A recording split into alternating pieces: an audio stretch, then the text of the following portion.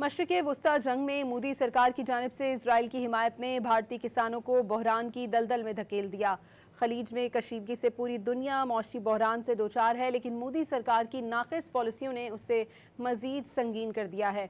बरतानवी जरीदे दी guardian ने Iran Israel जंग के भारतीय मईशत पर पड़ने वाले असरात अयां कर दिए। दी गार्जियन के मुताबिक ईरान में जारी जंग के बायस भारतीय किसान खौफ हरास का शिकार हैं।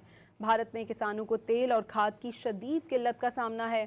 भारतीय पंजाब के किसान गुरविंदर सिंह ने कहा कि ईरान की जंग अब हमारे लिए बहरान बन चुकी है। ईरान जंग के बायस भारत में गैस, पेट्रोल और अब खाद का बहरान इस बात का सबूत है कि मोदी के खुद इन्हिसारी के दावे मुकम्मल तौर पर खोखले निकले। मशरिक़ वुस्ता जंग में मोदी सरकार की जानिब से इजराइल की हिमायत ने भारतीय किसानों को बहरान की दलदल में धकेल दिया। खलीज में कशीदगी से पूरी दुनिया मौशी बहरान से दोचार है, लेकिन मोदी सरकार की नाक़िस पॉलिसियों ने उसे मज़ीद संगीन कर दिया है। बरतानवी जरीदे दी गार्जियन ने ईरान इसराइल जंग के भारतीय मईशत पर पड़ने वाले असरात अयां कर दिए। दी गार्जियन के मुताबिक ईरान में जारी जंग के बायस भारतीय किसान खौफ हरास का शिकार हैं।